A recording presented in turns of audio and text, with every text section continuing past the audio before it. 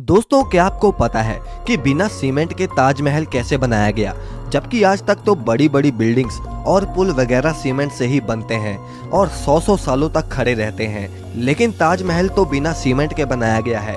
तो फिर कैसे वो करीब 350 सालों से इतनी मजबूती से खड़ा है?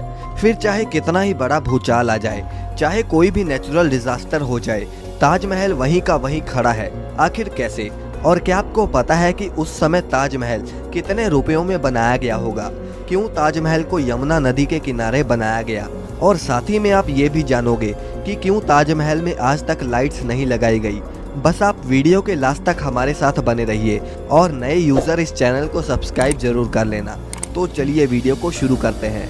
दोस्तों, हर साल लाखों की संख्या में लोग इस अजूबे को देखने आते हैं। आपको इसकी हिस्ट्री का तो पता ही होगा कि कैसे शाहजहां ने अपनी बेगम मुमताज के लिए इतना बड़ा मोनूमेंट खड़ा कर डाला।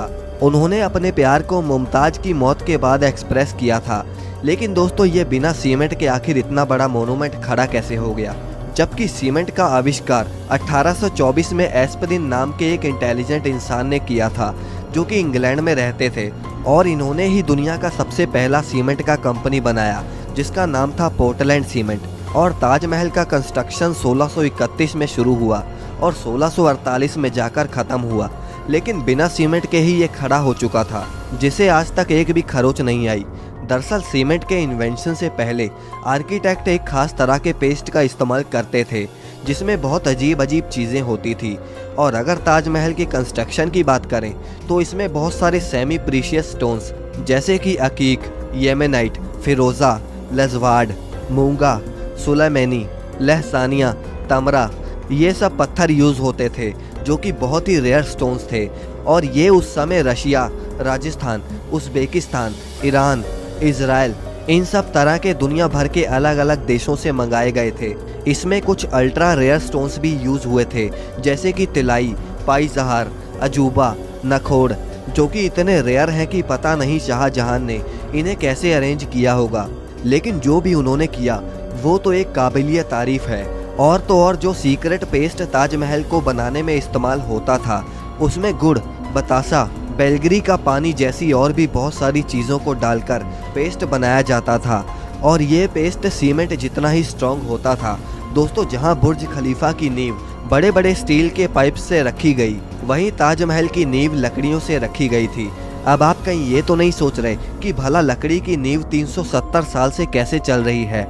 दरअसल इसमें सबसे बड़ा रोल यमुना नदी का है। यमुना सिर्फ ताजमहल को अच्छा व्यू ही नहीं देती, बल्कि अगर यमुना नदी ना रहे तो ताजमहल गिर भी सकता है। इसमें होता यह है कि पहले के इंटेलिजेंट लोगों ने इसमें ऐसी लकड़ी का इस्तेमाल किया जिसमें चाहे जितना भी पानी लगता रहे, वो लकड़ियाँ और भी स्ट्रॉन्ग होती चली जाएंगी, वरना बाकी लकड़ियाँ नमी की वजह से खराब हो जाती हैं। और यही वजह है कि ताजमहल के खड़ा रहने में यमुना नदी का बहुत बड़ा हाथ है। और अगर यमुना नदी सूख गई तो ताजमहल भी उसके बिना खड़ा नहीं रह पाएगा। अब दोस्तों, आपने देखा होगा कि ताजमहल के आसपास के चारों मीनार एक दूसरे से परपेंडिकुलर खड़े नहीं हैं। मतलब ये कि वो स्ट्रेट नहीं खड़े हैं, और ऐसा भी जानबूझकर किया गया था। दरअसल ऐसा इसलिए किया गया कि अगर कभी जोर का भूकंप आता भी है तो वो चारों मीनार ताजमहल से दूर गिर जाएं, और इस तरह भूकंप के झटके ताजमहल तक पहुंचने से पहले इन मीनारों में ही ऑब्जर्व हो जाएं, और इस तरह इस पर भूकंप का भी कोई असर नहीं होगा और वो सुरक्षित बच जाएगी। अब दोस्तों, बात करते हैं कि ताजमहल को आखिर उस समय बनाने में कितना खर्चा आया होगा। आप जानते हैं कि उस समय 1 रुपए की कीमत भी बहुत ज़्यादा होती थी, और अगर इन्फ्लेशन के हिसाब से देखें तो आज ताजमहल की कॉस्ट आती है अप्रॉक्स 1 से लेकर 2 बिलियन डॉलर्स, यानी करीब 8,000 करोड़ से लेकर 10,000 करोड़ तक इस मोनूमेंट को बनाने में खर्चा हुआ है।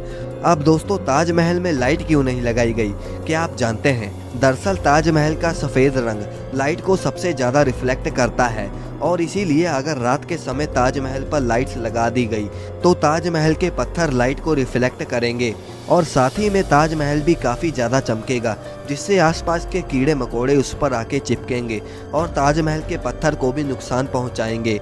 और यही वजह है कि आज तक ताजमहल पर लाइट्स नहीं लगी।